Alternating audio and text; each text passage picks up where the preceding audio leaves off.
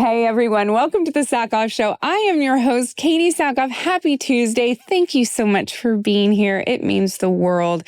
I am through the roof excited about today's guest, and you will be too. But before we get there, I want to do what I always do, which is remind you to stick around for the Hindsight. It's where my producer and I talk about the episode and everything going on in my life and his life. And we just, it's a really fun time, and I think you'll enjoy it. So come hang out with us. The other thing that I want to tell you is we have a Patreon. So many of you are already participating in that Patreon, but I want to just tell you a little bit about it. There are live exclusive shows. There are Q&As that we're doing, AMAs that we're doing that you get access to. You get commercial-free episodes. You get access to me and a forum that I participate in a lot. At least weekly, I am there, if not daily, chatting with people, saying what's up, talking about my life. It's usually over morning coffee when I'm exhausted, but I really think that you'd enjoy it. So come on, check us out over at patreon.com/The Sackhoff Show. You could also get yourself some merch while you're there. The store is coming so soon. So come check it out. I am also going to be at Rebel Scum in Dallas, or outside the Dallas area, the weekend of August 9th and 10th. I will only be there late Saturday and Sunday. I am working Friday night in a night shoot in Vancouver, and I am going to get on the first flight with zero sleep, and I will head to the Texas area to see you all Saturday. As of right now, the plan is that I will be there from 1 to 7 on Saturday, and I will be there all day Sunday. So today's guest, I am so excited. I grew up loving this woman, and to have her on the show was a dream come true. I am talking about none other than Carrie-Anne Moss.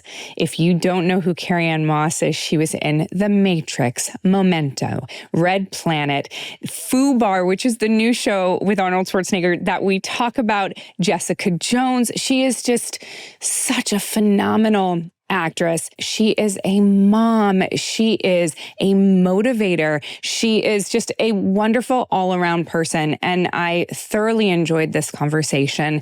And I've never met her. So this is the first time that I got to meet her. And I was so nervous. She's just wonderful. So I hope that you enjoy this episode. I am really excited for you to get to know her. I enjoyed every second of it. So I'm going to get out of your way and let you get to know the one and only Carrie-Anne Moss.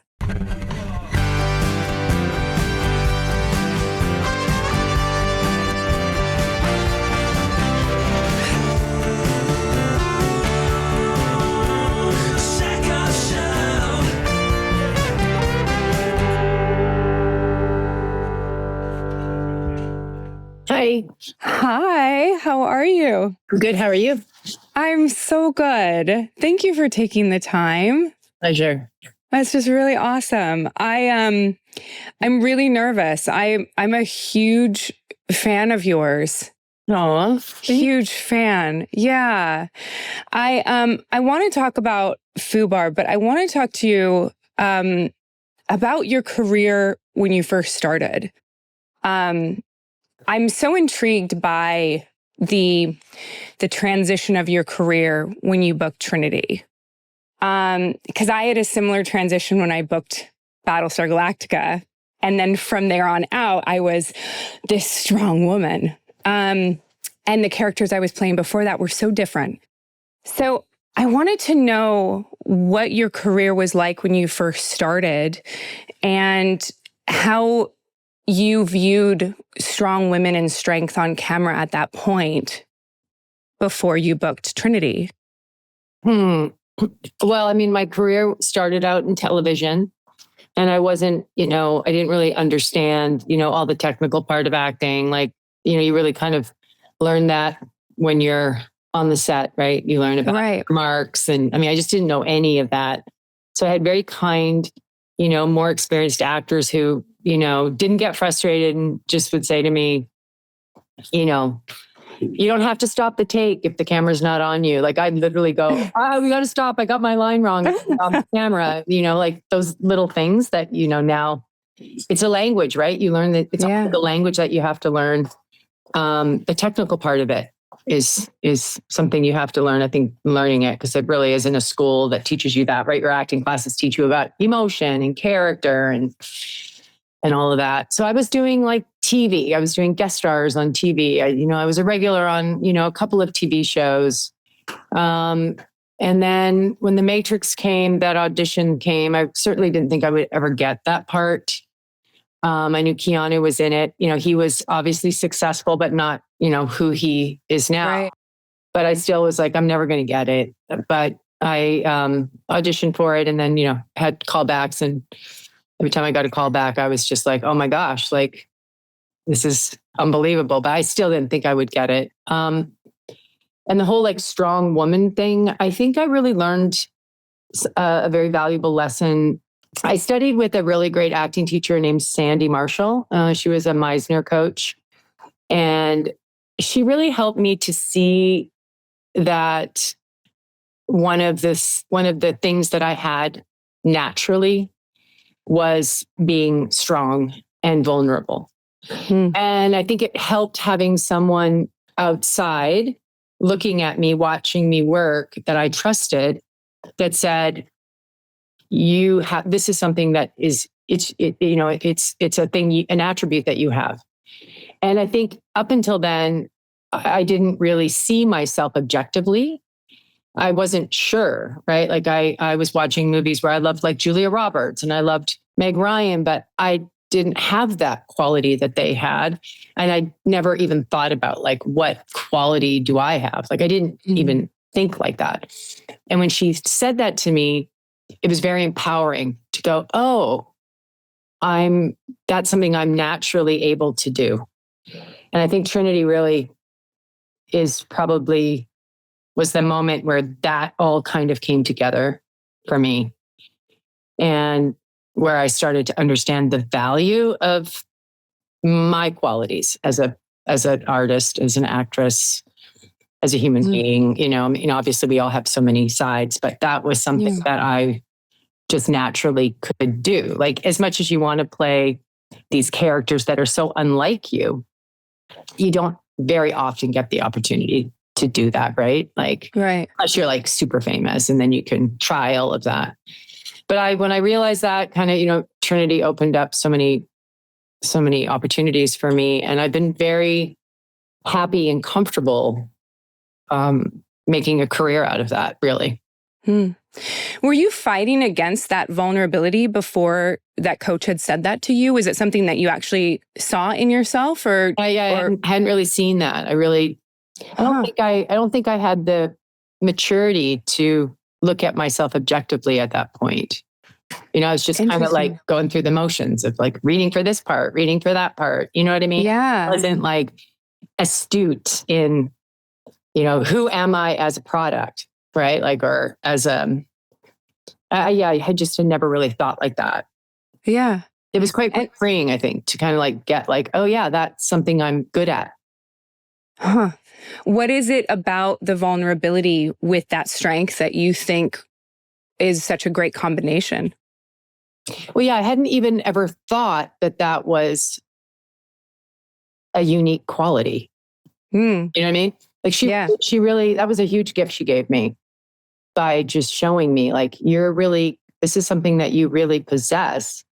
It's something you can lean into. And it gave me a lot of freedom, actually.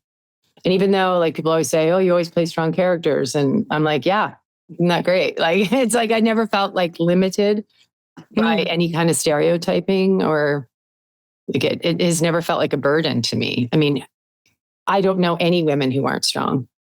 Right. And they all look different, Yeah. I've always thought that vulnerability in a character was what made them strong. And that the vulnerability and their ability to be honest about that vulnerability was almost like their superpower in a sense. And then of course it's always fun to play hiding that. Yeah. Right. That's how like Jeri Hogarth, who I played in Marvel in Jessica Jones. Like she had a lot of vulnerability, but she would never show it to anyone. So the moments in like we did I did 3 seasons of that. I think it was second season. Maybe third season, where they really they allowed her to be super vulnerable. And that was really incredible to play somebody so outwardly strong, like a total manipulative, like she just was such a powerhouse, but we got to see these private moments where she was so vulnerable. That was really freeing as well and fun to do. Do you find yourself searching for that side of a character? Or does it, do you find that like in a season like Jessica Jones, do you feel like they wrote to your strength? Or do you think that was, Yeah, they really, I really learned that on Jessica Jones. Like we'd have table readings and, different writing groups would write for different characters, right? Yeah. It's like almost every line that I had was just so perfect for her. And if it wasn't, like, it would change real quick. Like I don't even remember a moment. I maybe remember one moment where I thought they didn't write her in the truth of who she was, because they're so busy, right? The writers are so busy telling the main story, right? Just story. And I was able to like offer a perspective that I don't often do because I'm not a writer and I don't want to be a writer. And I really feel that my job is to serve the writing. And I'm, learned that too from Sandy. Like it's my job to make that writer's words true. But I, stood up for something that I thought was important. And it really was such a good choice. And they were so open. So that was kind of cool. I think that's the only time I've ever done that, where I said, I don't think she would do that. Really? Yeah. What was it about? You said that you just sort of felt like because I feel that as well. Like I am not a writer. I don't pretend to have that talent. I married a writer. And so I also know how hard he works on those words, right? So was that something that you were fearful or trained not to do, or just something that you respected that boundary? I just really respected the boundary, respected that person's job is understanding the whole in a way that I'm only looking at me. Yeah. Right. But they're looking at the whole arc of the season. And, especially in television, you don't always know how it's going to unfold and how a scene is going to pay off 3 episodes later. So I always just relaxed into that, trusting the writing. Yeah. It's hard in television to trust the directing sometimes because you have different directors all the time. That's probably the most challenging thing in TV, I think. Often in TV, your character so much better than any of the directors coming in. So usually they're pretty respectful of you. But to work like say with the Wachowskis, where I just completely trusted, or Nolan, like you are just completely a conduit for their vision. You're just completely surrendering to embodying their vision. So when you're working with someone of that caliber of talent, I think that's something that I never really imagined pre-Trinity, that I would ever work with people of that high quality of talent and execution. And then of course you do it, and then it's really hard to keep going with that because it's rare. Yeah. Then you have to be okay when it's not quite that great. You know what I mean? Yeah. Sometimes, you go to work and you go and you serve the story, and it's always a great experience because I love what I do, and I love going to work, and I love being a part of a crew and a cast, and I love getting to know new people, and I love getting to know the new hair people and the new makeup people. Like they become your family, right? I love that. Yeah. But it's not always like a job that you're like, wow, this is unbelievably high quality. You know what I mean? Like, it's okay. Like, I'm okay with that too. Like, I kind of think of myself as, what's the word? Like a tradesman. You know what I mean? Like, like I'm not like an actor that's like Malkovich or, or Meryl. Yeah. You know what I mean? That are just like, they just take anything and make it like, I really shine when all those, all of the departments are super high. Yeah. There's a lot of style to it. You know what I mean? Like hair, makeup, the look, the wardrobe, the lighting, like that definitely serves me very well, as it probably does anyone. Yeah. And I've had the incredible privilege of working with some of the best in that way. I think Trinity is a great example of that. So high level. Have you always been able to separate your ego from that sort of stuff? Because that's not a normal attribute of people in our industry, to be able to sort of look at things the way that you do in such an objective way. I don't know. I think I really feel like I always wanted to be an actress. I always wanted to do this. And the success that I've had is beyond what I could have ever imagined. So I've never been kind of,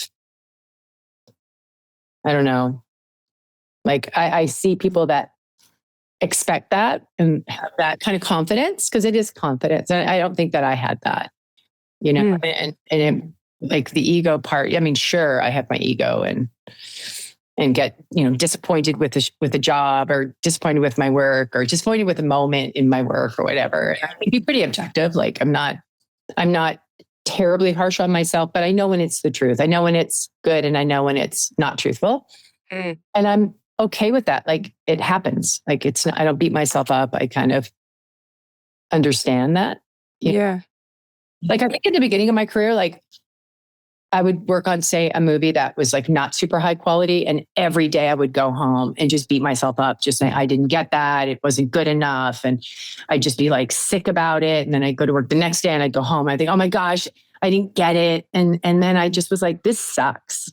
I don't want to do that. So I just decided, I'm not doing that. So I just disciplined myself to just move on. I was always really good at that in the audition process. I could always just let it go. But then when the work, I'd just be hyper. It's sort of narcissism, really. You know what I mean? Yeah. Because in the end, it's your performance, they're not always on you. Yeah. Other things happening, to have something great takes everybody. So how do you said that you didn't think that you would get the role, and the process, I would imagine, just kept going and going and going for The Matrix until eventually you did get it. What have you ever talked to them about, what it was about you that spoke to them in that process that ultimately won you that part? Do you have any thoughts? I feel that's a narcissist kind of question too. Yeah. No, I mean, I've heard them say a few things, and I do have a gift that they gave me after the first Matrix, and on the back, it says a few things about the qualities of what they saw. But I would feel uncomfortable asking someone what was it that you liked about me? You know what I mean? Oh, of course. You know what I mean? I would feel so ridiculous. Yeah. No, for sure. You know for sure. Absolutely. Absolutely. Do you still study? No, I think my life is my studying now. I love studying. I live in a very rural town where there's no acting class, but I did study. I studied for a long time. Then I started having my children and, being a mom and really being in life, because I think leading up to that, my whole life was acting. Yeah. And I think that can be kind of boring. To really grow you. It can, and I'm not saying that I didn't grow tremendously, but nothing kind of grew me more than having my children. And, you let go of a lot of ego.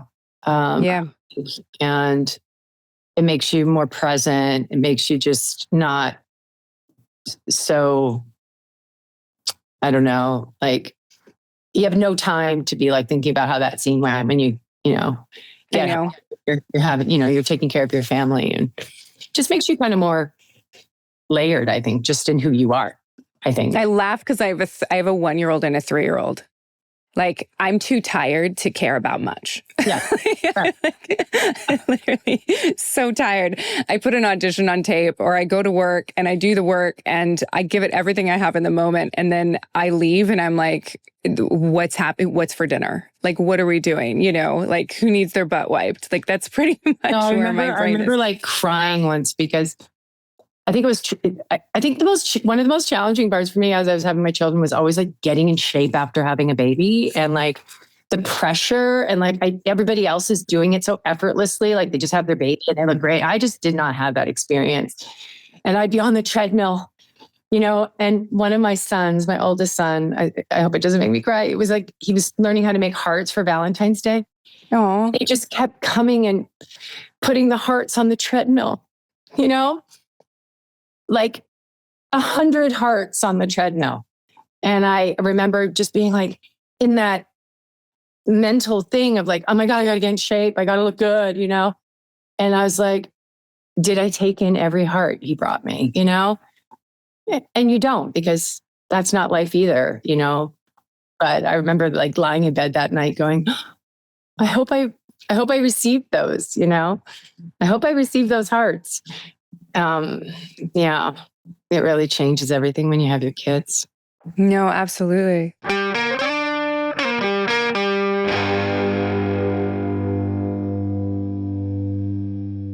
This is an ad by BetterHelp. Let's talk about something real for a second. Workplace stress isn't just a buzzword. It is a daily thing for so many of us. Whether you are juggling deadlines, managing teams, parenting while working, or just trying to stay afloat, it is a lot. And I've been there. I am there. And summer, while it is beautiful out, it doesn't magically make that overwhelm just disappear. So I've learned something over the years that works for me.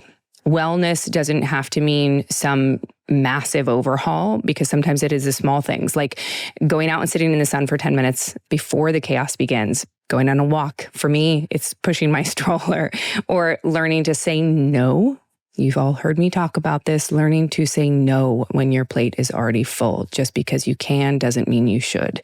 And sometimes it means having someone to talk to. I have been going to therapy for many years, and therapy isn't just for major trauma or crisis moments. It is for living. It's for learning how to cope when life feels too loud. And let's be honest, right now, life for all of us is loud. It is how to show up the best version of yourself, even when your brain wants to check out. It is something I believe in deeply, and it's why I love what BetterHelp is offering. As the largest online therapy provider in the world, BetterHelp can provide access to mental health professionals with a diverse variety of expertise. Unwind from work with BetterHelp. Our listeners get 10% off their first month at BetterHelp.com/Sackhoff.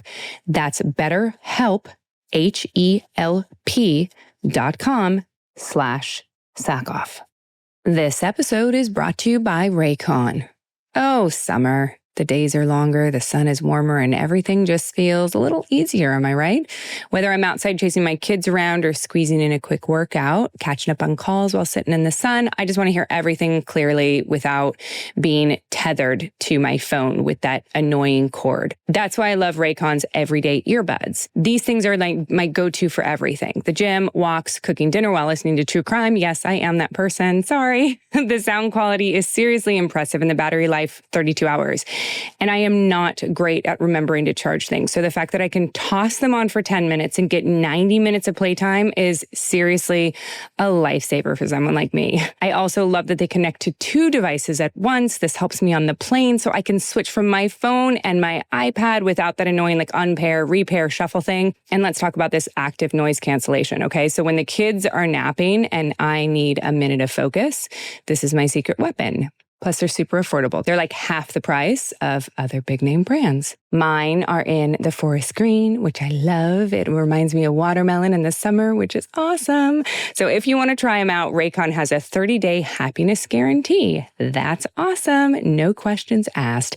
Go to buyraycon.com/Sackhoff to get 15% off Raycon's best-selling everyday earbuds. Right now, Raycon is offering 15% off their best-selling everyday earbuds only at buyraycon.com/Sackhoff. buyraycon.com/Sackhoff.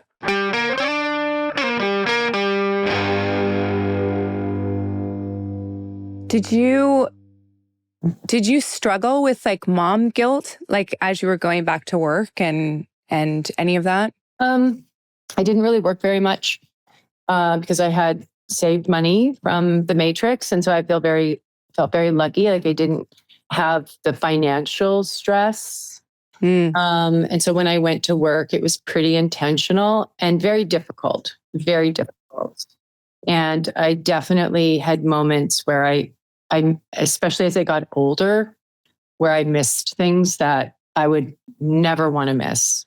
But I mentally, how I worked that out was that I realized that it's their life. And just because I'm there watching it doesn't take away from their experience. And I knew that I was so present with them that I didn't really allow myself to make it about me. You know, it's like, were they really suffering? They weren't suffering in any way. Yeah. They were loving their experience. They're not sitting there. I don't believe they were sitting there going, I can't believe my mom's here, because I'd been there for everything. And so I had to let it go. You know, I had to kind of let it go. But there are moments for sure. I remember doing a job. I think I did that show, Chuck. I hadn't really worked much. And it was kind of like this opportunity to see and it was in LA. And I was like, oh, I wonder what it would be like to work and have these 3 children. And my first day of work was my son's birthday. And I was like, and I was already committed. You know what I mean? I was like, of course. What? And I remember walking in, I remember sitting in my driveway. And of course, I made the cake in the morning. We made it was a 5-layer Jell-O cake. Aww. You know, when they were into that. Now it's way too sweet for them. And I sat in my driveway before I came in. I was crying, talking to a friend, just heartbroken. And it was kind of late, maybe 11 or 12. And I walk in the door and I hear, and he just runs, you know? I know, crazy. How old are your kids now? My oldest son will be 22 in August. My middle son is 20, almost 20, I think. And my daughter just turned 16. But I feel like it was yesterday that my kids were 1 and 3. Everyone tells you it goes by quick, but they're not joking. You know, I used to get mad at people. It just felt I know, it's so irritating, right? All the things people say, you're just ugh. The days are long, the years are short. All of a sudden you realize, oh my God. Because not only are they older, but you are. Oh, I know. Right? You see your time of life by them. I know. I see that now. I have before I had kids, I could forget years in the sense where I didn't have a context of how old I was exactly. I know it happened. I don't know how old I was, but it was somewhere in that decade. And now I have a 2 little calendars, measuring sticks running around at all times for me to judge my own existence by as well, as far as my age is concerned. And I'm it goes so fast. Yeah, it really does. It really does. It really does. How has the industry shifted as you've gotten older? Well, I mean, for you and the opportunities that are provided to you, do you see a shift in the industry? I've just been really lucky because I've always worked, you know? So I feel like it's been very generous to me. The industry is very generous to me. I see a lot of change now with, I think, what AI is going to bring into what we do. I think it's very concerning as an artist. But what there's nothing we can do to sort of stop that. So, that change, I think we don't really understand how big that's going to be. Yeah. But I just feel like I've been just really lucky, and the industry has just had a space for me, which isn't true for a lot of people. At a certain time, all my friends, we were all actors, you know what I mean? And to consistently work is very unusual, right? Well, I think you've clearly defined what it is about you that is different. And when you do that, I think that the industry does provide space for you. Yeah. I have nothing but love for our business.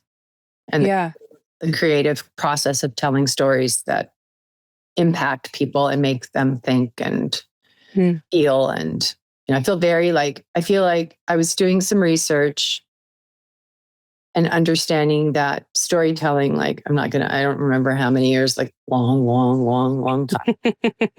I was never good at taking tests. So I don't have dates, but like that they would have theater next to the hospitals.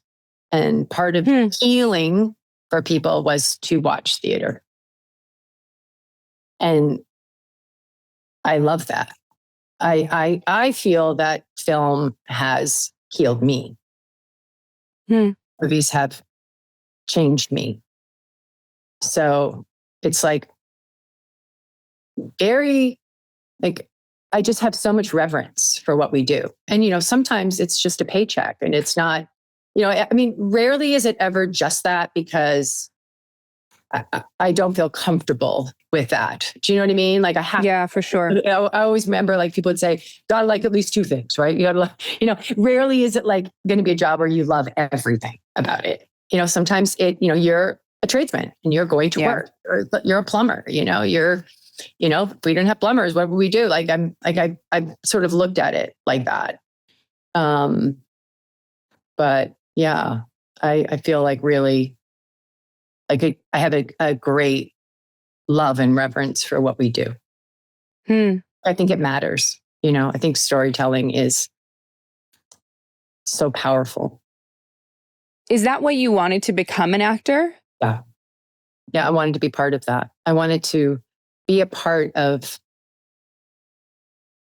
what I was inspired by watching. I watched a lot of TV growing up, Little House on the Prairie and, all the movies like with Jodie Foster and Christy McNichol and like all these, I just, I went to see Grease, the movie, like 17 times.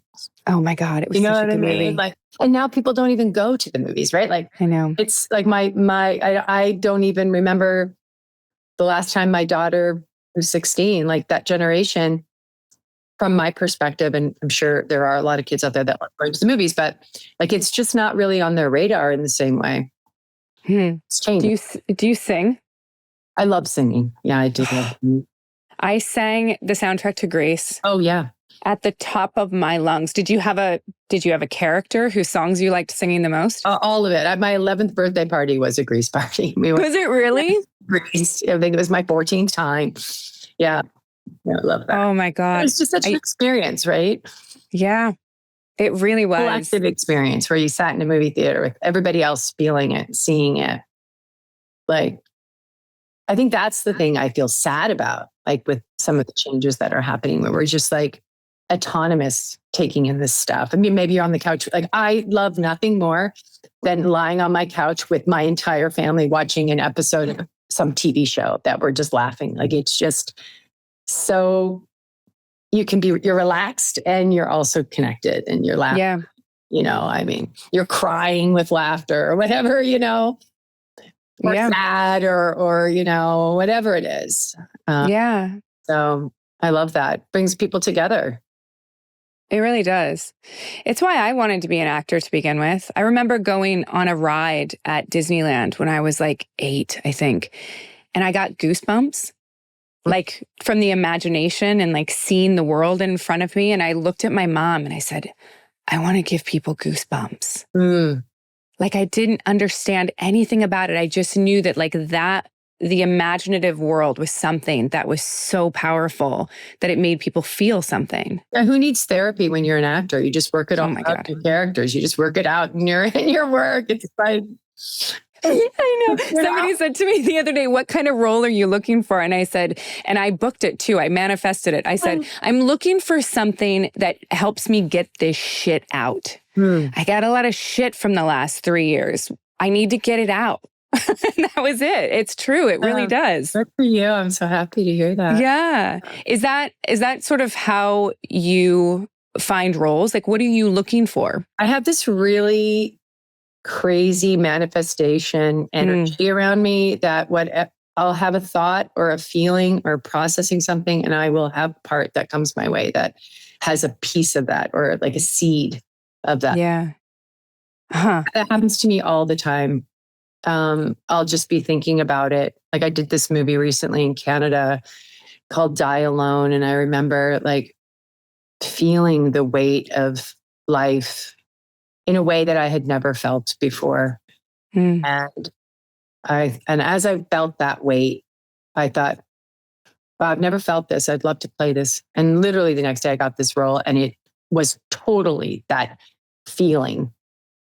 So I said yes to it like immediately because I was like, I take that as a sign, you know what I mean? Like, I mean, I believe all of those things are swirling around us, invisible forces are around us. And, or like, I have this other crazy thing. My husband he can't believe it. I will mention a place I want to go and I'll literally get a job that's in that space, that place. It's pretty wild. Like now I'm just, as soon as I hit it, feel it, or I'll say to my husband, oh, and he'll be like, oh, I'm sure he'll get something. You're like, we're going to those huts over the water in Bali. Congratulations. I need to think that. Yeah, never had that Bali hit. So what was it about FUBAR that spoke to you? Were you a fan of the first season? Did you know Arnold Schwarzenegger? Like, how did it come to you? I mean, of course, he's just such an icon, and I so respected him, but I'd never met him. I'd only ever seen him when he was governor. Yeah. We lived in the same neighborhood, and I remember seeing him with his security detail that were all in these, they all wore like Hawaiian shirts. And I remember going, wow, right? That's so fascinating. Like this movie star is the governor of California.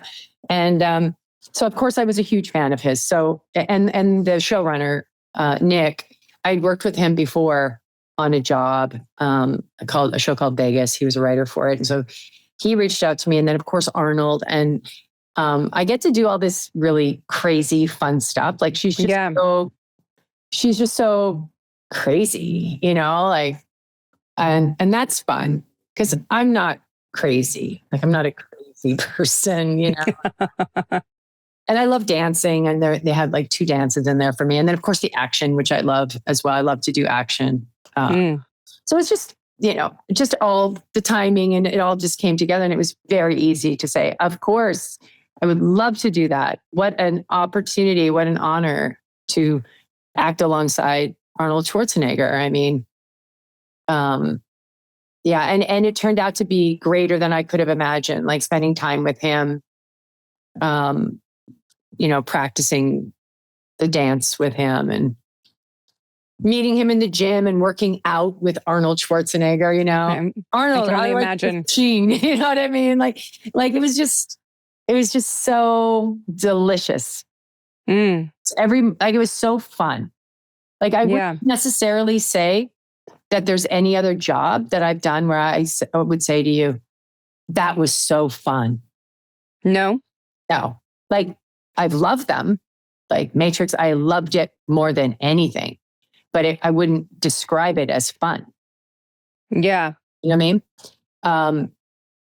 I'm not someone who, I don't think things aren't really, that's not a way that I experience life is, oh, it's so fun. Like, for me, it's more like, oh, that was so deep, or God, I learned that about myself. And, oh, I had that, intimate friendship with that person or whatever. But like with Arnold and with the whole FUBAR experience, it was just so much fun. And I realized that's a really great quality. Like I could really get into like having a job that's fun, like where I could say that's really fun. Yeah. Yeah, no, for sure. It had never crossed my mind, to be honest. Really? Oh. I think I always looked for it, especially when I first started out. But it's not something you can, I don't know if you can if you can manufacture it. You know what I mean? No, yeah. There's too many different personalities on a set to be able to to control that, I think. I mean, I think you can, especially number one, can definitely set a tone. He sets the tone, you know? Yeah, for really, sure. He's really funny and he's just, he enjoys it. He loves it still, you know, like he loves acting. Like he's not jaded by it or like, you know, coming in and doing it. He loves it. He loves what he does. Where do you guys film, or where did you film? Toronto. Did you really? Yeah. It didn't look like Toronto at all. They sent me an early screener. Yeah, we did Toronto and then we shot 1 week in Prague at the end. Oh, okay. Had you shot in Prague before? Yeah, I did a series in Prague, I don't know, many years ago. Yeah, it's such a great city to work in. Yeah, really, really unique. I never had the opportunity. I did a film in Budapest, which a couple of the crew said it was very similar. Yeah. In Europe, it gives you a whole nother quality. Yeah. Do you guys, you said you live in a remote area. How long have you lived there? When made you like seek that out? We've lived there for 5 years. Okay. It was a dream my husband and I had. We lived in LA. I lived in LA for like 35 years. And we've been married 25 years. We got married pretty quickly. So, you know, we did a long run there. Our kids grew up there. I was aching to see the stars at night. And a slower experience. And I don't think it's for everyone. Like the life that I have right now is so, I find it very rich, but I don't think most people would want to do it. There's not restaurants to go to. You're not walking to a coffee or, you know, you become a good cook because you have to be. And of course the food's like the farm food. Like I have all my food comes from farmers. It's all local. I know who grew that and I know who, you know, raised that animal. I know where the milk. Like your neighbors are dropping off beef tallow. Yeah. Totally. I'm making skincare with it. You know, I'm making sourdough bread because I can't, you know, to go get the sourdough that was good. It was 40 minutes to get it, 40 minutes home. And I was like, okay, I did that for a while. And then I was like, I don't want to go. Yeah. Do it. And you just go on Instagram and it's just the rage. So.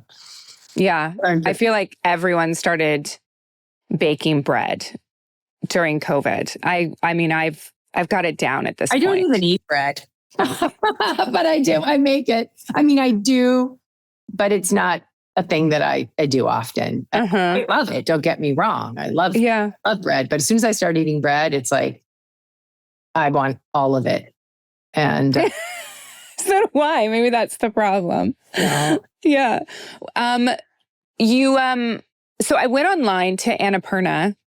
And I took your guided meditation, which I loved. I've been meditating for almost 10 years now.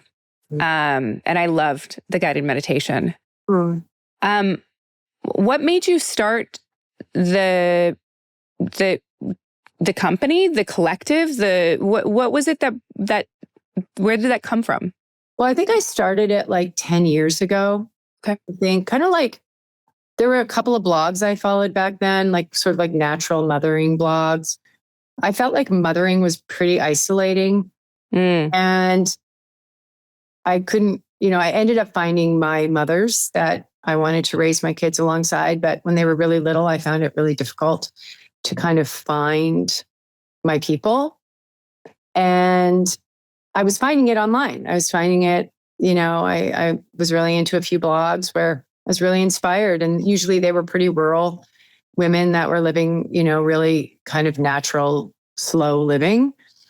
And I certainly was living in Los Angeles and kind of craving that. So that was sort of the beginning. And I also felt like as an actress, like I wanted to produce my own content. Like I wanted to not have to wait for a job to share what I was feeling. And I was also having so many breakthroughs for myself around who I was through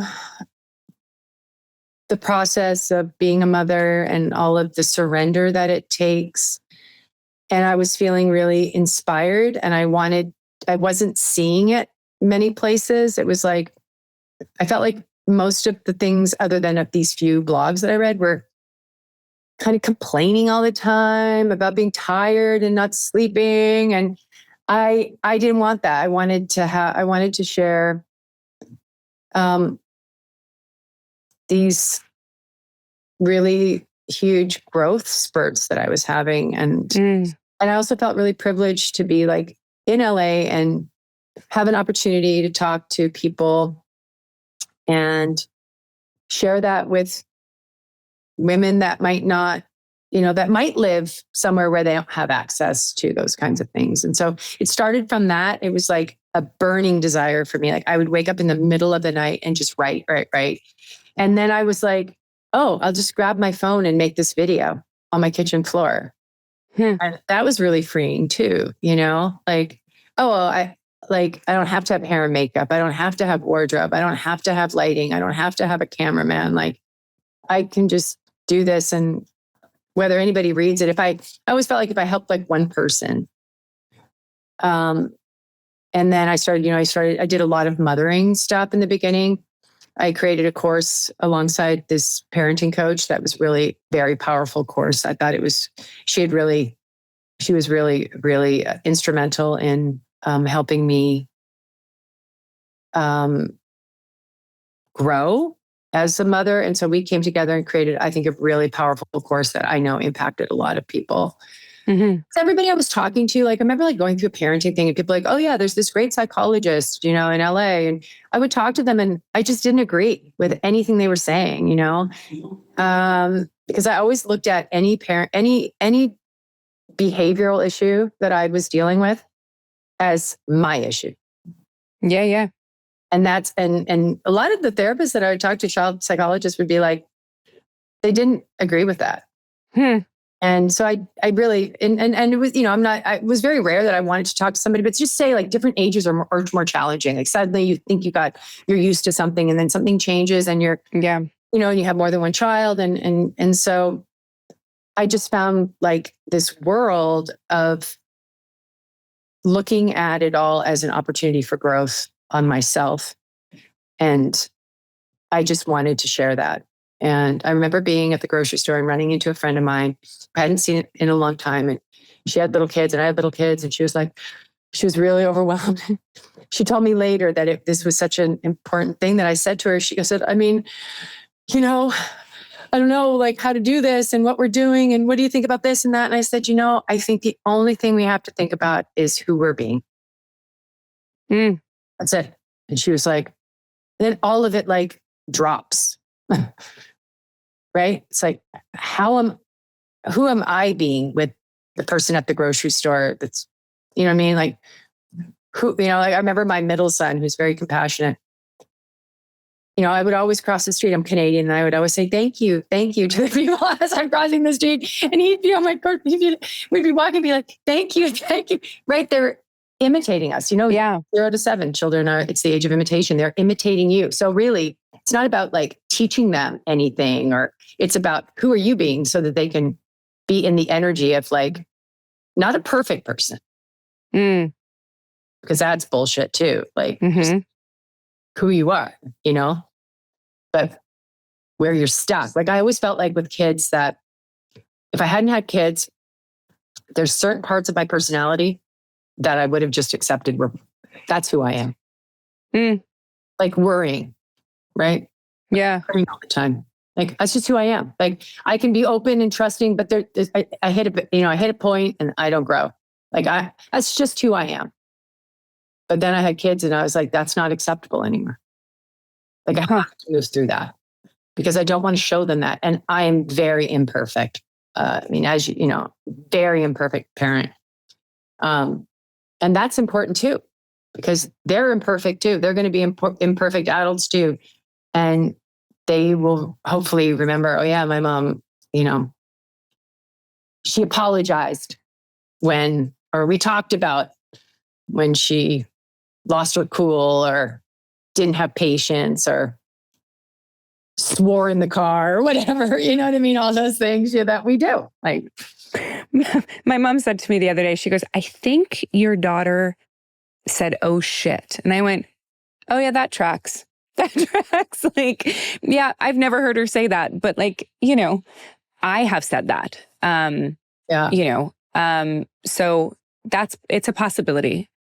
Okay. Well, I'll work on that. Maybe I don't want her saying, oh shit, at, you know, Montessori school. That's probably not, but they'd probably get it. So it's Totally. They're probably when you're not there. Yeah, exactly. Exactly. Were you always super mindful, or was your practice something you came to? I was very not mindful, very, very scattered, very in my mind, very like, you know what I mean? Like just busy. I'm not mindful. Like I'm not mindful. No? I work at it. To be surrendered. I work at surrender, you know, and I think the biggest growth I've had in the last couple of years is going through really hard things. I really did not like going through anything difficult. And I have a very naturally sunny disposition. And so I'm able to really like turn things around very quickly. I'm mentally very like that. And then I started, I've read all about the dark night of the soul and, I thought, what does that really mean? And then you go through it because you go through life and hard things happen and you face really difficult things with your people and relationships and loss and all of that. I remember when my kids were little, and that's why Annapurna Living used to be really Kundalini yoga heavy, and it's not so much anymore because I've grown and changed. I'm sort of into something different now. Yeah, it's a definite part of my evolution. And the reason I studied Kundalini was because like I didn't sleep at night. I was so worried about the future for my kids. Like I'd be so busy all day, and then I'd be lying in bed going, "Oh my god, like what school are they going to go to?" Like, what if they vape? Yeah. What if they have bad friends? What if, I hear about somebody's kid doing this? What if that happens to my kid? Like, I mean, all of that stuff. And I was like, this isn't going to work. Like, I'm not going to make it if I'm just constantly hearing something on the news and then wondering, is that bad thing going to happen over here? Whatever. And so I started doing all that, meditation, that mind, because Kundalini yoga is really mind training. Yeah. And so that was why I went deep into the Kundalini, was for that. Now I'm kind of more into Rudolf Steiner, and it's much more, Kundalini is this, and Steiner is like this.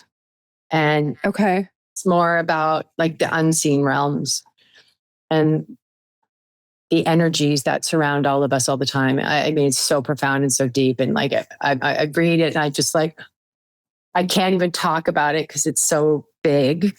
Yeah. For me. So yeah, I would even say I'm not a very mindful person even now, but I'm much more comfortable going through those dark nights of the soul. Like, I feel one's coming where there's just a super big challenge. And I'm like, oh yeah, I've been through this before. Like, this is not to be afraid of. Like, there's something amazing on the other end of that.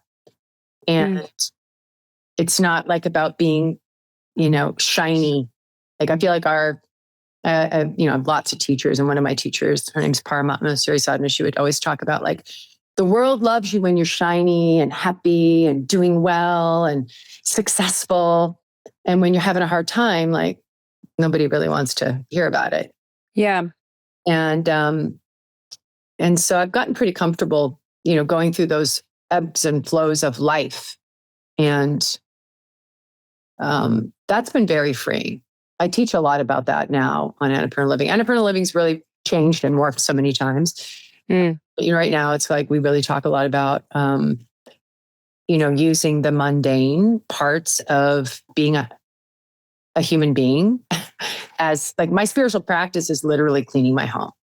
And I teach, I literally teach that. And I didn't know that. I didn't know how to clean a house.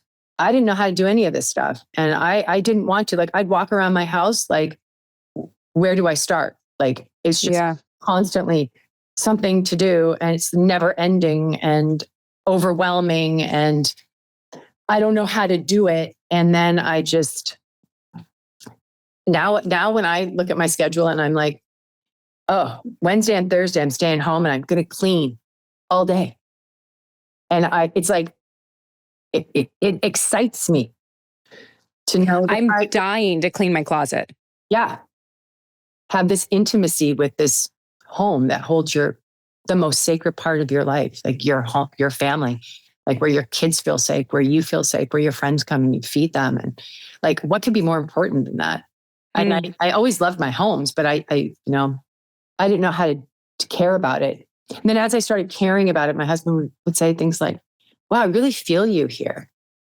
I can really feel your energy. And I was like, wow, like, that's pretty cool. Like, so that's my new thing that I'm teaching, and not that I'm teaching, because I don't teach. I share. I share like my experiences and in my breakthroughs, and I've had the reflection back to me that women are like, wow, that really helped me. Like that one thing you said, like, was really helpful. And I've had that with other women all the time, right? I'm always looking for that, and I'm open to that. So yeah, it's very like, I really take a great deal of joy in my heart that something I shared, a story that I shared, because I think I have a little bit of a gift in taking stories and kind of larger, maybe spiritual ideas and making them very simplistic. And I enjoy whittling that down to the most simple thing, like mentally, how can you unload the dishwasher like 5 times in a day and see it as like a service? Yeah. Instead of being mad that you're the one doing it, which sometimes I am mad that I'm the one doing it.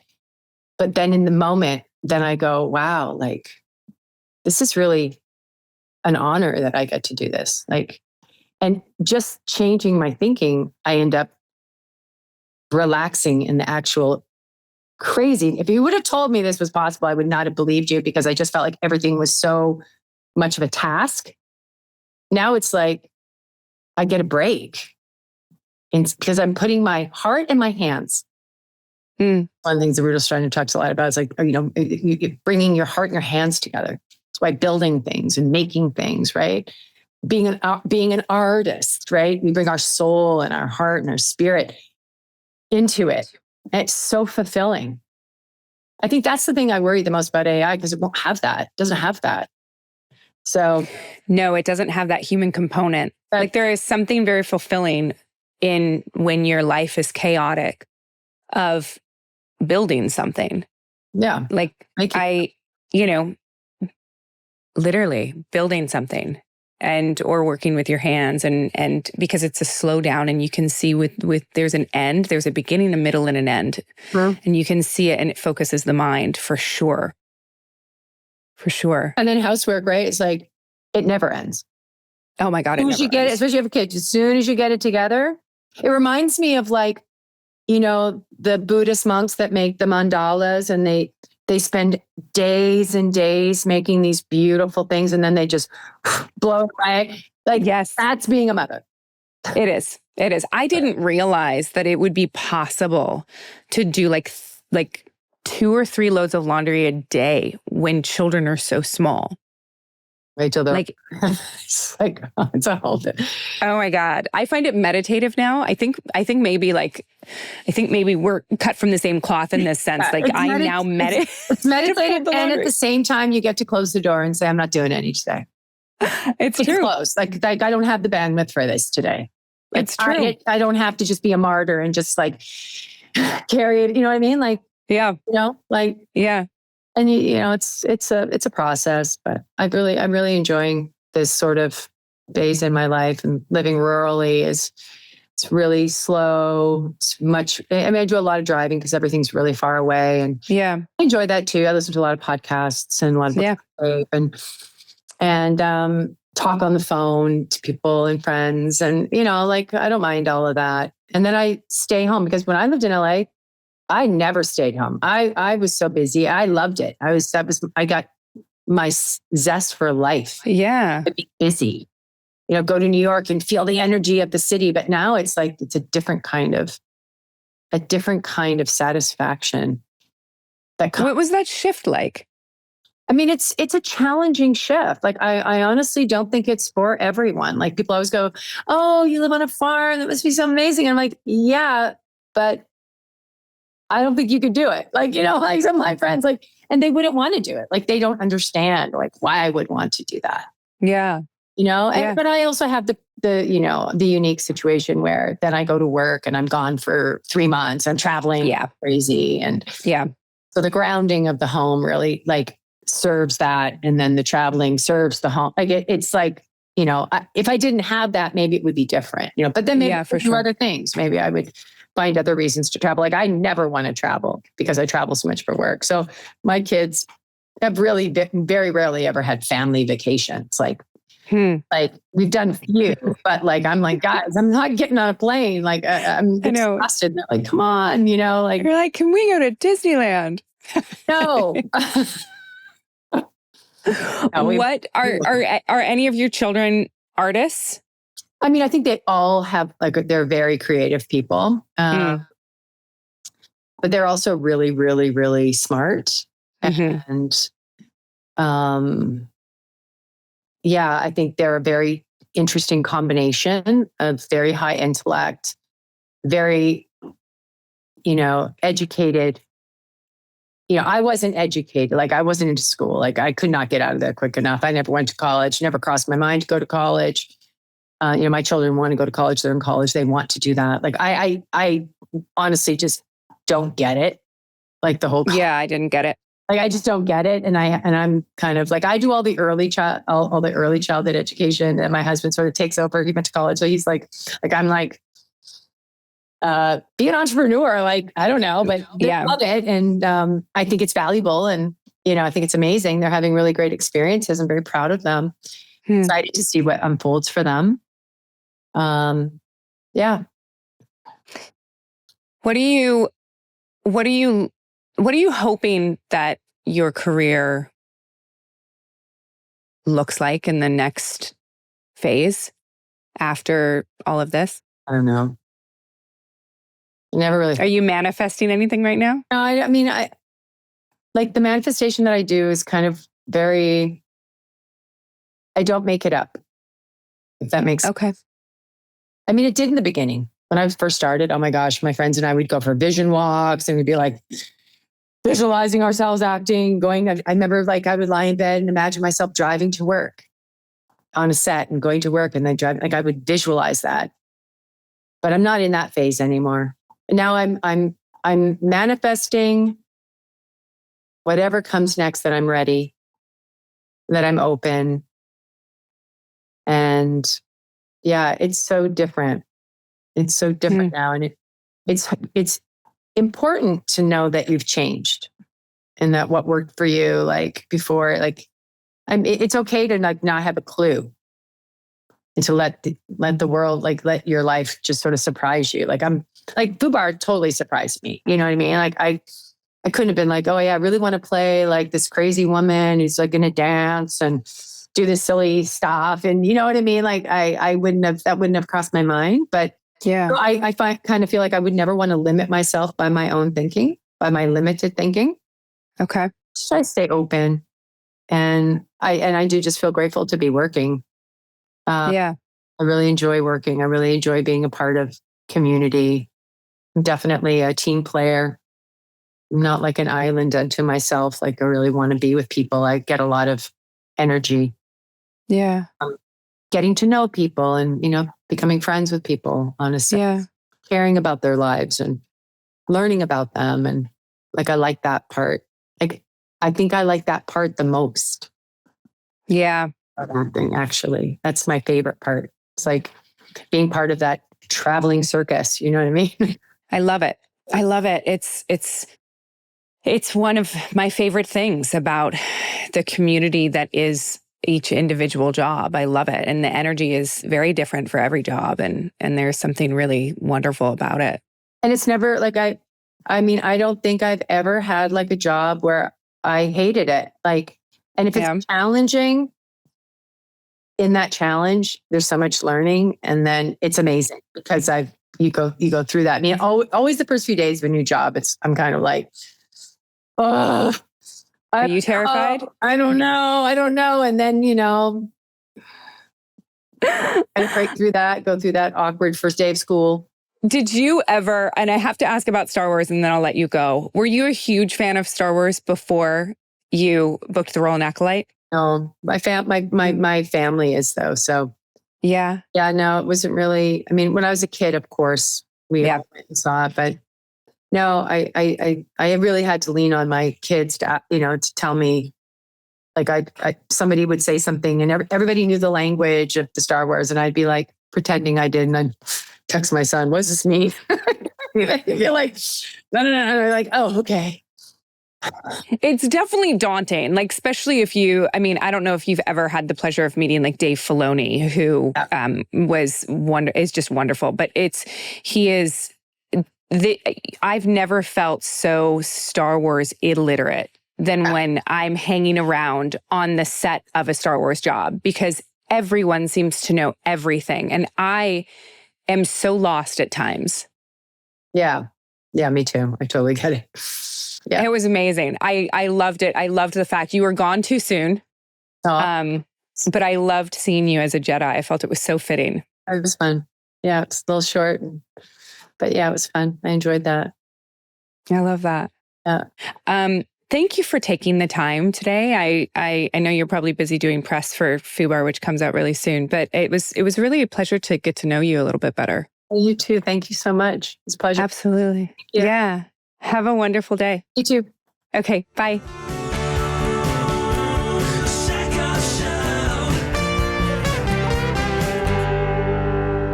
Hey everyone, welcome to the Hindsight. I am still Katee Sackhoff, and I am joined by my producer and co-host. Hi, Jeph Porter. Hi, Katee. I say that every time looking directly down the camera lens, and then I'm clearly, you're not in the camera, and then I look down to you. Well, we're doing this for the fans, We are. I say hi listeners. to everybody.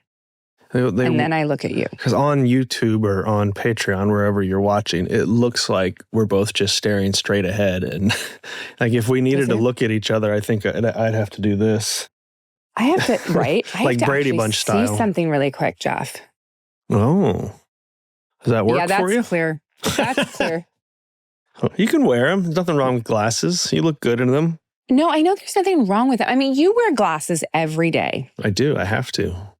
Can you get contacts or LASIK? Probably. I've tried contacts and they scare the shit out of me, and I can't ever do it. So I believe we've had this conversation before. I did it once and then thought I had to call. I almost thought that I had to go to the emergency room, and then right as I was about to get up to answer, I had been trying to get the contact out for hours. Right as I was to go find my phone, I just went, ugh, and it pulled right out. And I was like, God damn it, I'm never putting these in my eyes again. I told you about Oculus, right? Possibly, but... So if I did, we'll cut it out or leave it in, whatever. But during Oculus, my character, when I go all primal and animal-like, they put a huge gauge. The idea was to put a huge gauge, bloody eye into my eyeball. And for those of you out there that you don't understand, a gauge, think about it like needles. Like if you go in and you're a baby and they draw your blood, the gauge of the needle is super, super, super tiny. But as an adult, if you go in and you donate blood, that needle's like a fucking hose. Yeah. That's a bigger gauge, right? So the gauge means the circumference of that circle is bigger. So the idea being that a contact usually only covers the iris of the eye, right? The larger gauge, if you want it to cover some of the white of the eye, you've seen people on Halloween and things like that. Like if they want their eyes to look super yellow or something like that, the gauge is massive. So they wanted to put something in my eye that made the entire white of the eyeball look bloodshot and bloody red. We couldn't get them in my eyes. We got them in my eyes, I believe, once. And I was like, I'm so sorry, you guys. I can't put these in my eyeballs. Yeah. And ultimately, what it means is that they then have to do it in post, which is expensive. Right. But I literally couldn't put them in my eyeballs. It was awful. Were they having you do it, or were they doing it to you? I'm trying to remember the process. It's been 15 years almost. Yeah. I believe that they were like, this is how you do it. This is how you put a contact in, the whole deal. And I was like, I cannot do that. Yes. And I think I might have tried, and then ultimately someone else had to put them in. And I was like, I can't do this. I can't do this. I can't do this. I can't do this. I can't do this daily. Yeah. Like if it was like one scene and you were like, Katee, just fucking buck up, girl. I'd be like, okay, one scene is one scene is one scene. No, this is like the remainder of the movie. And I was like, I can't do this. No. I can't do this. We were talking about before, and I wanted to add this into the hindsight because I think it's such an interesting conversation about relationship dynamics and our partners and things. But we were talking about packing and how Allison, your significant other, came home at midnight and started packing for a flight she had to leave for at 4 a.m. Right. Yeah, that's why I'm a little low energy today, more low energy than I usually am. It's because I was up late. Because when she's up late packing, there's no sleeping for me. I'm awake also.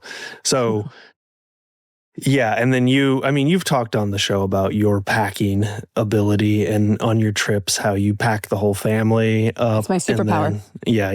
Your superpower packing. I've found that I've become more of a last minute packer myself, but it doesn't take me long. I'm very methodical about it. Like I have a list on my phone of like everything that I know that I need. Oh, that's good. So I just pull up my list. I'm like, it's like things like phone chargers and my medication. And, I have like I like to sleep with white noise. So I have a little travel white noise thing, just these little things that like in the past I have forgotten. And so I just have this list that's like, all right, bring this, bring this, bring this. I even have it broken down into like, what type of trip is it? Like if I'm going somewhere that's going to have a swimming pool, or if I'm going like camping, or if I'm going, just on a road trip, like these are like different things you might need if you're on these types of trips. So, oh my God, you are so me. I do this for every single trip. It's never occurred to me to actually make them digital. However, Robin, on one of our last trips, I was talking to him about packing, and he's like, I have a list. And I'm like, I'm sorry. I'm sorry, what? You have a list? And he showed me, and I was like, this is really specific. And he was like, yeah, ChatGPT helped me. I was like, oh my God, of course it did. And he put in what the trip was, where he was going, how many days, blah, blah, blah, blah, blah. And literally ChatGPT broke it down into how many pairs of underwear, how many socks, what he should bring for comfort, blah, blah, blah, blah, blah. I was like, wow, that is ingenious. Yeah. But like, you're married to me. Yeah. I could do that. Yeah, I am your ChatGPT. When it comes to this, yeah. Yeah, you are Robin's chatbot.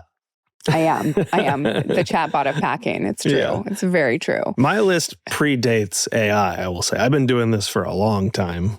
So smart. It predates AI. I keep lots of list things because I just can't remember anything. Like one thing, and this is a pro tip for people if you're like me and you can't remember anything, is I have a note on my phone that is just called gifts.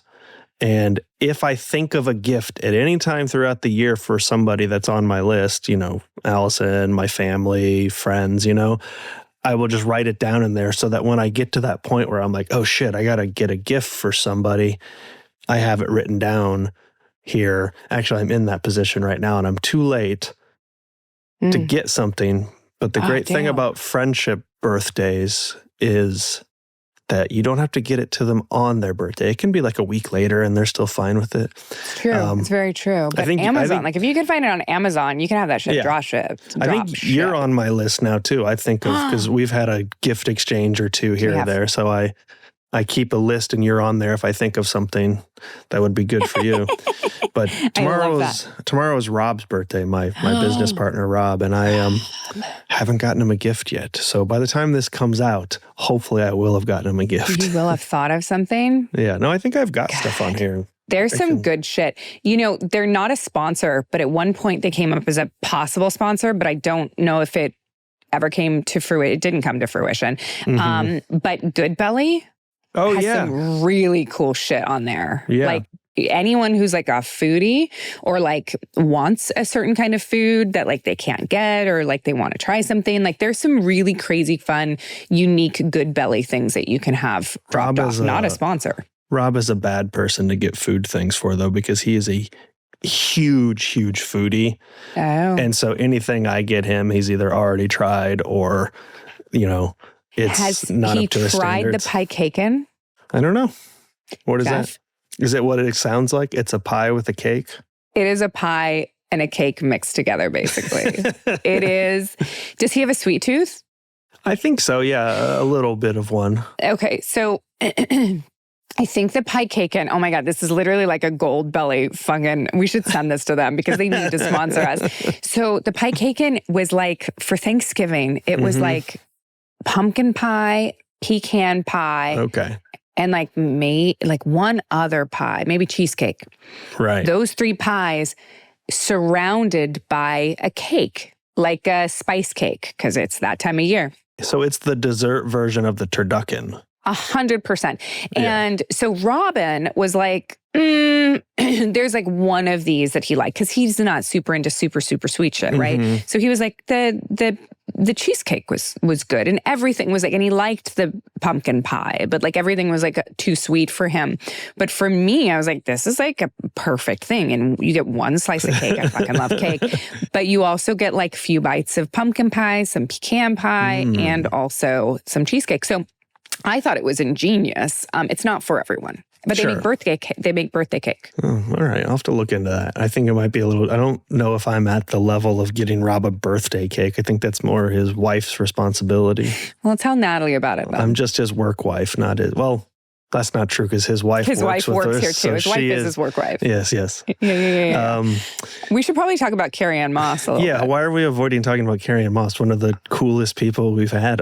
I mean, we've had lots of cool people, but she is literally cool. Like, just super, like, just, chill. I mean, chill and like a little scary, but like slightly scary. Yeah, but also she opened up and was just so nice and so cool. And I think that she's just such a calm person all the time. Yeah. That like, that was that like scary energy we were picking up on. Like, she's just cool as shit. Like she didn't or doesn't, I don't know her well enough to completely say this, but like she didn't like, she's not one of those people that just like gets super excited and animated and all of these things. She's just very calm. Yeah. She had I mean, it's just funny because you often go into these feeling a little nervous. Every single interview. Yeah. And this one in particular, because you have admiration for her, your careers have similar trajectories in a way. I think she fits into that diagram of the Linda Hamilton, Sigourney Weaver sort thing. And then you dive into the interview and she's just got that calm, very Matrix-like, like, how are you? Hello. Hi. And it's just like, oh no, she's too cool for me. I know. It makes me really nervous when that happens because it's an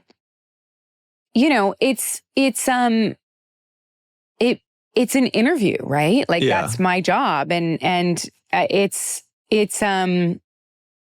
but at the same time, I'm in my brain going like, is she having a good time? I hope she's having a good time. Does she like me? I hope she likes me. What if she doesn't like me? Oh my gosh. Like, so those are the insecurities in my head. I'm like, oh my God, she's not enjoying herself. Oh my gosh, I should have worn different shoes. Like, it's you're meeting the coolest girl at the party, Yes. And and I like want her to like me.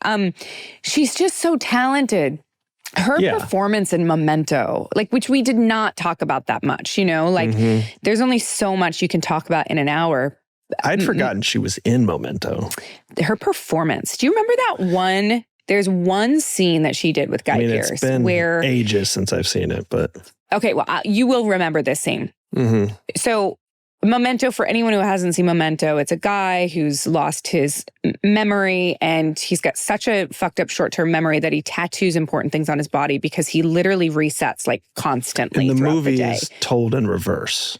Yes. So Carrie-Anne plays this character, and there's this one scene where she comes in and she is just fucking losing her shit on him. You realize that she's not like the nicest person. And Right. you've thought she's like this good person and like that she's in an abusive relationship with this man of hers. And in this scene, she pushes him and pushes Guy Pearce and pushes him and pushes him and pushes him till he hits her in the face. And she basically is saying to him, it doesn't fucking matter. I can call you a piece of shit. I can call you all these things because in 5 fucking minutes, you're going to forget about it. You're going to forget that I've said this horrible, mean shit to you. And then he hits her in the face. Yeah. And then she walks out of the house and the camera stays on him. And he is looking out the window of her. And you don't understand why. She's just calmly sitting in her car. And he's going, find a pen, find a pen, find a pen, write it down, find a pen, write it down. Where's a pen? Why can't I find a pen? I can't find a pen. I can't find a pen. She gets out of the car, closes the door, rings the doorbell. He forgets. She walks in. And now she's playing this sad, beaten woman who's now been hit by this guy. Right. It feels like so bad for her because he doesn't remember that she was just fucking there. And he's the one that hit her in the face because she's an awful human being. It's just such a good movie. And if you needed any more proof that she's scary. No, she's not scary. She's just such an impressive person that you kind of come into it with a little bit of trepidation, but I do think, and this is a little pat on the back for you, and I think just sort of getting meta about how this podcast works, is because you have such similar experience to her, I think she, who is somebody that's in the middle of doing press right now, and you sort of adopt a certain posture when you're talking to journalists all day long, I think realized suddenly, oh, this isn't that kind of interview where you're just going to be asking me like, is there going to be another Matrix? And it's just like, you could actually like talk to her about your experience, which you share with her, which allowed her to open up a little bit. And I think that's something that makes this show very cool, that you are able to talk to people like that. Well, I think that's the hope, right? Like it's sort of, I am ultimately a fan, like I love cinema. I love movies. I love actors. Like we saw this with Brett Gelman. I love acting. I love dissecting it and talking about it and walking in another person's shoes. And I'm so curious about how people come to their performances and all of these things. So I am a fan of actors, but I'm also a working actor. So it puts me in this position where I'm asking them questions as Carrie. I'm asking her questions legitimately as a fan. I loved her new show, FUBAR. I thought it was fantastic. But at the same time, I'm like, oh yeah, I've been in a very similar situation as that.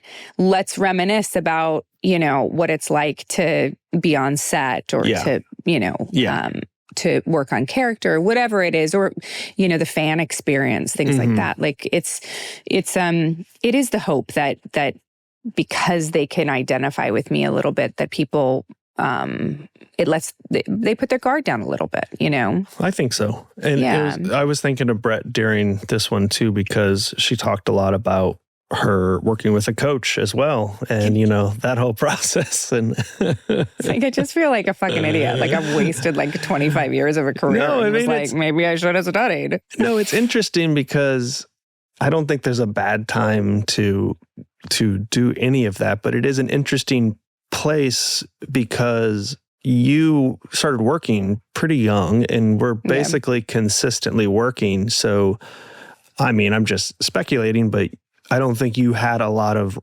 reason to be like, oh, I need to work on my craft, is because you were just getting work over and over and over again and everything, so. Yeah, I mean, being on set was, oh my gosh, we still have George's book up. I love that. Oh yes, that's spoiler for an upcoming episode. Spoiler, wink, folks. I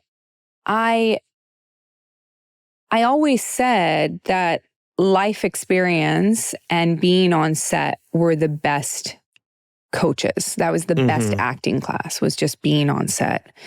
Because when you first start out, I think the learning the actual craft of movie making is really important. And for me, that was the thing I needed to learn. I needed to learn how to hit a mark and, what a boom was and, how to memorize dialogue and all that stuff. Yeah. Which I learned on set, on the fly. Yeah, as you do. I mean, speaking of acting, one thing I wrote down, I usually take a lot of notes on these episodes, but I was running around this morning, getting myself packed and listening to the episode, and I only wrote down a couple of things. But one thing that stuck out to me that I wanted to talk about a little bit is she was talking about, like acting as a job, and like sometimes you get to work with great people, like she worked with the Wachowskis and with Christopher Nolan, and you've worked with Ron and with Dave and all these people who are masters of this craft and everything. But then there are other jobs where you're just working because you need a paycheck, you got to make your health insurance, that kind of stuff. Yeah. And I feel like there's sometimes a lot of criticism of actors, and we've talked a little bit about this, about how like, you chose to do this job and acting is just, you're lucky because you get to act. It's not important. When I think a lot of those things are true in a degree, but I just really wanted to like nail down on the idea of acting being an important job.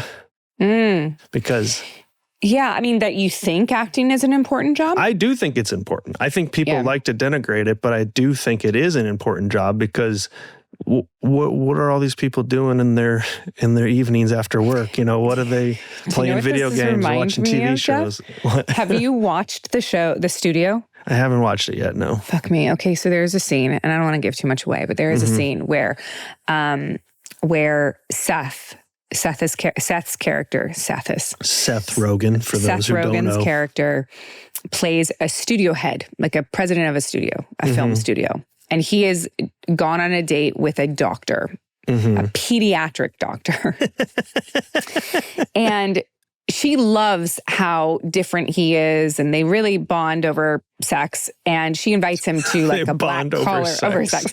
And she loves how like funny and, self-deprecating he is and blah, blah, blah, blah, blah, and like not doctory. So she invites him to this black collar event with other pediatric like cancer doctors. And they proceed to get in the largest public fight ever over whose job is more important to humanity, because the doctors clearly think that what they provide to the world is more important than some fucking studio head. And he's just insulted that they don't acknowledge the fact that what he does is important at all for humanity. And it's this interesting thing because I have a very unique ability in this situation to identify with both of these places. Pediatric doctors are by far the most important thing in the world. Thank fucking Christ they exist, especially pediatric cancer research doctors. Thank you. We need more money. Fuck you, government. Yes. Save our But children. then at the same time, I do believe that the art of acting provides escape for people, which people need in times of trauma and loss and cancer treatments. But so he then says, they're like, they get in this argument, and I'm going to butcher this, but she basically, one of the doctors says to her, what do you think happens in these fucking hospitals? We're curing fucking cancer. And he goes, and what does every one of those goddamn rooms have in it? And they're like stunned. And he's like, a fucking TV. Something like that. It was something like that. But basically the argument from both sides is 100% true. And I think that's the humor of that scene is, it's true. I do believe that film and television are vitally important to humanity because people need escape. They need to be able to sit down. I cannot tell you that how much the most important thing that we had in our arsenal when we were going through cancer treatment was an iPad. Yeah. And this is coming from parents who were not going to give an iPad to a child till she was 2. But we've talked about this on the show. Getting a 1-year-old to stay connected to chemo machines for 8 hours, 6 hours, days at a time. Yeah. When she's just started walking and wants to walk around, that is not easy. And one of the things that we utilized was movies. And the first, when she literally like was watching movies for the first time and had no interest in them because she was like, no, I want to read my books. And then Miss Rachel saved us. And then it taught her what movies were because she didn't know what movies were. And then she fell in love with Disney and all that stuff. Anyway, my point is, actors are incredibly important. Yeah. And I don't think they're as important as pediatric cancer doctors. I mean, if you had to choose one. Obviously, I would give up my career and my life to save my child. But I think the idea, though, is that like because one is important doesn't necessarily mean the other is not important. Well, and that's the crazy thing is that that things can exist concurrently and both be the same. They can both be true, and it doesn't detract from the other one being true. Yes. And I think that's the gray area that people in today's society have such a hard time with. They want things to be black and white. Things are black and white, black and white, black and white. Republican, Democrat, black and white. Not literally. Sometimes things are gray. Yeah. Yep. Sometimes. Anything else you want to say about Carrie-Anne, or should we get into the mail side? Just that she's wonderful. I really did. You guys should go check out her guided meditation. On her website. It was really great. She takes that calm energy into a guided meditation. I think it was like 6 minutes long. Yeah. If you've never meditated before, I would try it. I would sincerely try it. Yeah. It's a good way to do it. And if you're one of the several women in my life who, when I mentioned Carrie-Anne Moss being on the podcast, I got the reaction from several women being like, oh, she makes me feel things. Oh yeah.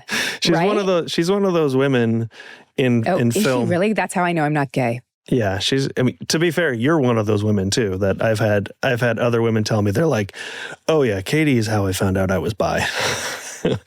Carrie-Anne is also one of those people too, where they're I hear this so much, and I think it's how I know that I like.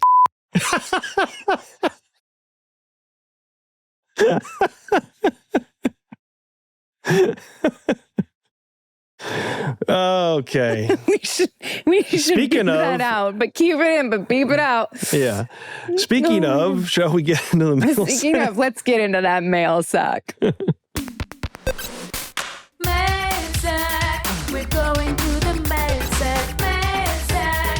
Why are we calling it mail sack?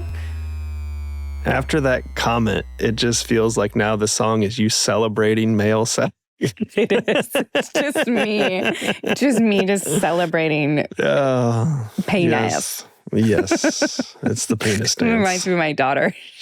I'm going to tell a little funny story before we do this.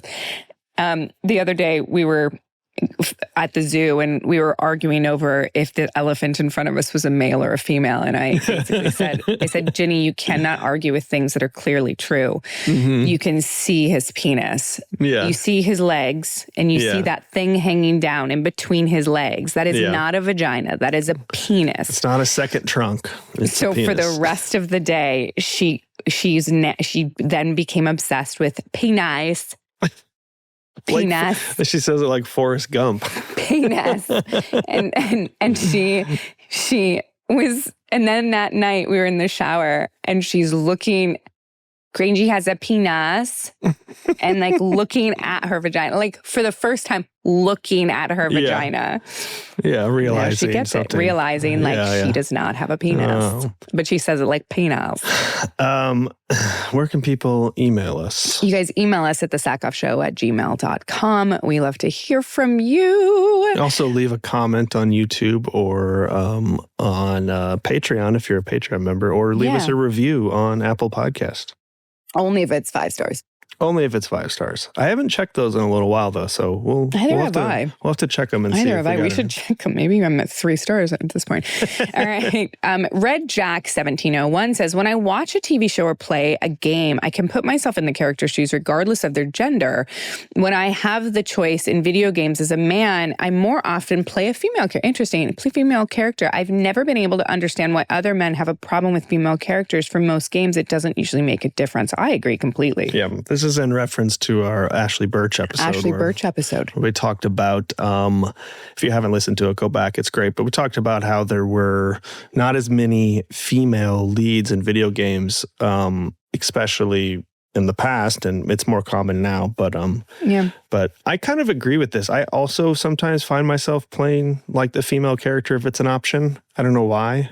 But because it's nice to walk in other shoes or something for a second. Yeah, it's nice to explore that side of yourself. I remember when I did play video games that I always wanted to play every character because I'm equating this to Street Fighter more Sure. in my mind. But I remember wanting to see, because every character had a kind of different fighting style or like a way that their body moved differently. And it was sort of fun to watch. It's an aesthetic thing. Like, I would imagine that female characters these days move differently than men. And I don't know, maybe they don't. But in my mind, I always wanted to play every character just in case. Well, I mean, in that type of game, yes. Some people find the character they like, but other times, like, certain characters do better on certain levels and stuff. But in your, like, traditional story-driven game... Oh, right. You play a character, right? Like, when you look down, you see boobs. Yes. You could, if you're playing in the first person, sometimes you're just watching them from the back and you're just looking at their butt the whole time. Right. Which, again, now stands to reason why Red you Jack wants to play a female character. Yeah. Email from Kat. Katee and Jeph, I only just discovered your podcast this week. Wow, cool. Thanks to a suggestion from the YouTube algorithm gods. I have enjoyed Katee's performances in several of her projects, such as BSG, The Mandalorian, Long Runner, name a few, so I thought I will give the podcast a shot. Wow. I've been absolutely blown away by how insightful and entertaining it is been. As a newbie, I've only listened to about a dozen episodes so far, but I have gotten so much from them all. I'm hooked and look forward to listening to each episode as it adds a bright spot to my day at work. I love that. Thank you. I absolutely love the format you have selected, keeping the interviews to roughly an hour, then the Hindsight and Mail Sack. I would like to add that I love the Hindsight section so much, as I think it's very unique from other podcasts I've listened to. That discussion with Jeph and others is something I have long wished for from other podcasts. The chance for a review and chat about the interview and other hindsights. Finally, a few questions about, and my apologies if these have been discussed in the episode I'm yet to listen to. First, how did you decide that you wanted to create a podcast? Second, how was it that Jeph became a part of the Hindsight? Because I love how laid back he is. Keep doing what you're doing, and I wish you guys nothing but the best. Continued success. Regards, Kat. That's awesome. Thanks, Kat. Welcome. Thanks. Welcome. I've seen a lot of that, especially on the YouTube too, where people are like being like, "Wow, Katee has a podcast," or So. I think the Brent Spiner episode, like a lot of people found the podcast. Ashley as well. I think that there's certain guests like Ashley where.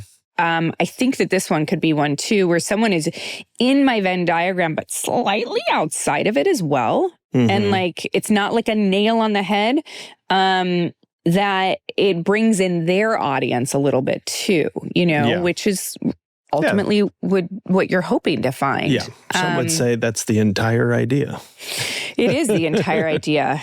But also it's fun to see you paired with these people, I think like this episode with Carrie-Anne, I think people are going to be very excited to see you talking to Carrie-Anne because, I think so. I hope so. We'll see. Yeah. Lesbians of the world unite. Yeah, it's going to be I'll be so excited. I can't even say what I was going to say. But we, Kat, we have talked about this before, so I'll give you the Cliff Notes version. Started a podcast ultimately because I wanted to have conversations again with people. I felt myself craving sort of authentic communication with people again. And then ultimately my YouTube channel, which was just sort of me doing fun shit, turned into me doing a podcast. Jeph got involved because I needed a new producer. And I called Michael Rosenbaum, whose producer mentioned you guys. And then ultimately, we ended up working together. Yeah. And then she forced me to be on the Hindsights with her. And then I forced him to be on the Hindsights. I got a very sweet text message from Robin being like, could you be on them and talk to Katee? Because I think she needs somebody, because I was trying to make you do them by yourself. And then you're like, I need someone to talk to. And then I was like, all right, we can chat. And then my thought originally was just be like, I would be off camera and you would just have somebody to talk to. And then it turned into this. Where your family comes to a live show and they're like, you've met my family now. I did. And they were like, oh my God, Jeph was so great on stage. Yeah. And I was like, I know. And I sort of felt like your family wanted to thank me. Thank you for bringing him out of his shell. But I do. I feel like they were like closet, like. Yeah. Well, my sister-in-law has become a fan of the show, so if she's listening, hi, Anne. Hi, Anne. She is very profusely telling me, she's like, Katee needs you. You bring out so much in her. It's true. It's true. I have at times thought the interviews would be better with you, Jeph. There are times where there is like a person where I'm like a Brent Spiner, where I was like, if he could have just saved me. But also talk about Star Trek stuff. Like maybe that's the problem, though. You would have only talked about Star Trek. I should have tag teamed you on that one when you were just like, I'm going to die. I'm going to go to the hospital right now. I'm like, tagged you out and been like, all right, Brent, we'll talk now. Can you imagine? It would have been another 6 hours of fucking Star Trek. Yeah. We should say goodbye to everybody, and we're going to go into the Patreon. You guys, if you want to join the Patreon, go to patreon.com/the Sackhoff Show. We would love to have you over there. We are going to discuss over there today. We're going to discuss some more AI stuff, including that they can help you plan your vacations. We're going to discuss the Aloy redesign, and we're also going to get into some questions from you. We like to do some Q&As over there from you guys. It's going to be a great time. So come check us out. If not, it's totally fine. We love you anyway, and we will see you next Tuesday. And that's what's up.